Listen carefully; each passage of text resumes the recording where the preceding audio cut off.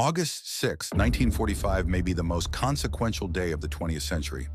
At 8:15 in the morning, over the city of Hiroshima, the atomic bomb known as Little Boy detonated and ushered humanity into a new era, the nuclear age. 3 days later, a second bomb exploded over Nagasaki. Within days, Japan surrendered, and the deadliest war in human history came to an end. Those two explosions did more than force a capitulation.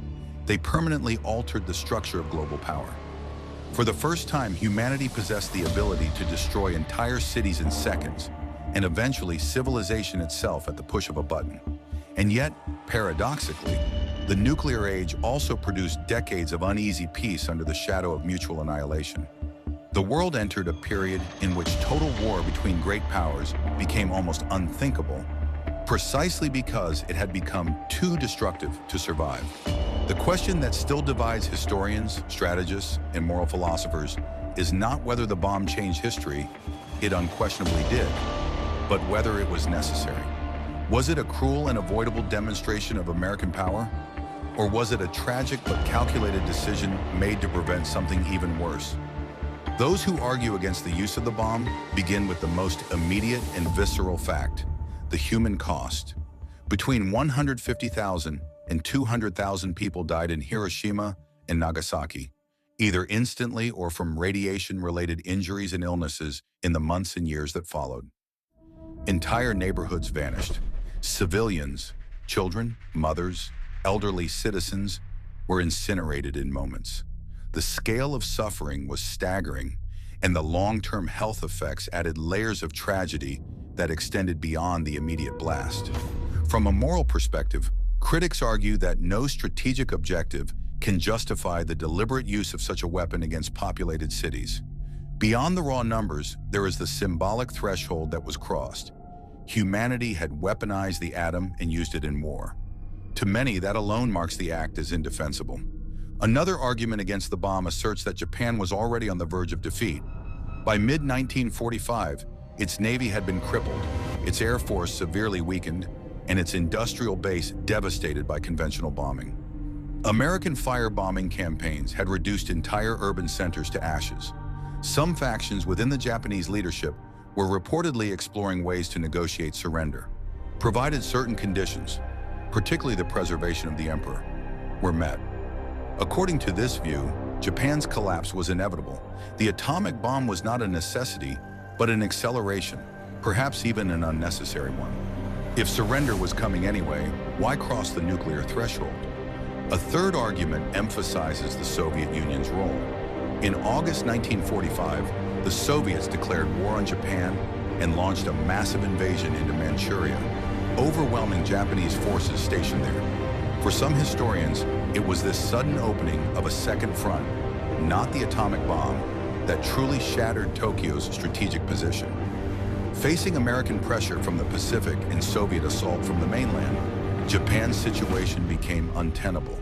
In this interpretation, the bombings were less about defeating Japan and more about sending a message to Moscow.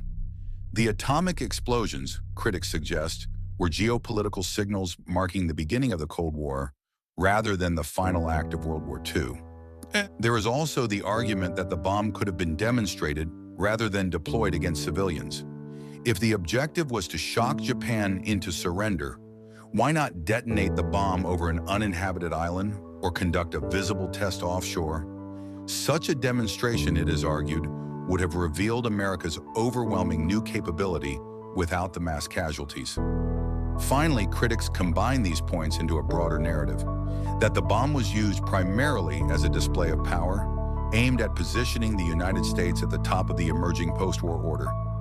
In this interpretation, Japan became the stage upon which a larger geopolitical message was delivered to the Soviet Union. Yet the arguments in favor of the bomb's use rest on equally powerful and deeply unsettling considerations. First among them was the nature of Japanese resistance. Even as defeat loomed, Japan did not behave like a collapsing state seeking to minimize losses. Kamikaze attacks intensified, with pilots deliberately crashing aircraft into American ships in suicide missions. This was not a marginal tactic. It reflected an ideological commitment to fight to the death. The Battle of Okinawa offered a preview of what an invasion of the Japanese home islands might entail. American forces suffered thousands of fatalities and tens of thousands of casualties. Japanese military losses were immense, and civilian deaths were catastrophic. Entire communities were consumed by violence. If one relatively small island could produce such devastation, what would a full-scale amphibious invasion of the main Japanese islands look like? American planners projected enormous casualties, potentially hundreds of thousands of American dead, and millions of Japanese military and civilian deaths. The brutal arithmetic of invasion weighed heavily on decision-makers. World War II was also a war of total mobilization and total destruction. By the summer of 1945, conventional bombing had already killed hundreds of thousands of Japanese civilians. The firebombing of Tokyo in March 1945 alone killed roughly 100,000 people in a single night. Cities were already being incinerated. From this perspective, the atomic bomb was not a radical moral departure in terms of civilian suffering. It was a technological escalation within an already devastating strategy. The difference was concentration. The atomic bomb compressed destruction into an immediate, overwhelming moment that could not be ignored or rationalized as just another raid. It shattered any illusion that the war could drag on without existential consequences. Supporters of the decision also argue that the bomb's psychological shock was decisive. Japan had endured months of destruction and still refused unconditional surrender. Warnings were issued before and after Hiroshima. Leaflets were dropped, radio broadcasts were made, yet resistance persisted. Only after the second bomb and the realization that more might follow did surrender occur. At that moment, Japanese leaders could not know that the United States possessed only 2 bombs. It appeared that American industrial capacity might now produce these weapons regularly. The perception of unstoppable destruction mattered as much as the reality. Then there is the argument about long-term deterrence and what later became known as the nuclear taboo. The atomic bombings created a global awareness of what nuclear war truly meant. The horror was not theoretical, it was visible, documented, undeniable. Since 1945, nuclear weapons have not been used in war. The doctrine of mutually assured destruction, which defined the Cold War, relied not just on abstract calculations, but on the memory of Hiroshima and Nagasaki. Would that restraint have existed if nuclear weapons had remained untested in combat? If the first use of nuclear weapons had occurred later, in a far more intense superpower confrontation with vastly more destructive arsenals, would the consequences have been worse? It is impossible to know, but the possibility shapes the strategic defense of the 1945 decision. The geopolitical dimension cannot be dismissed.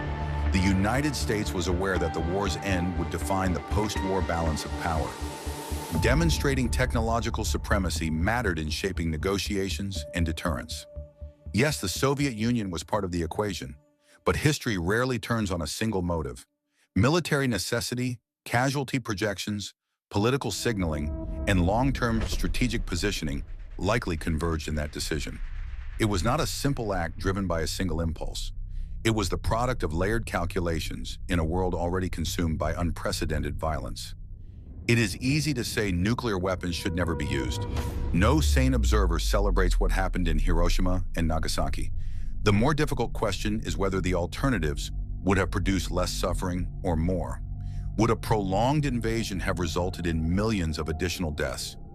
Would a nuclear weapon used later, perhaps in Korea or in a direct US-Soviet confrontation, have been far more destructive? Would the absence of a clear historical demonstration have lowered the psychological barrier to nuclear war? The atomic bombings ended one nightmare and began another. They closed the chapter on the most destructive war in human history and opened the era of nuclear deterrence. Whether one sees the decision as tragic necessity or unnecessary brutality, it stands as one of the defining turning points of modern geopolitics. Since 1945, the world has lived under the shadow of nuclear weapons, and yet those weapons have not been used again. That reality may be the most powerful and unsettling legacy of Hiroshima and Nagasaki.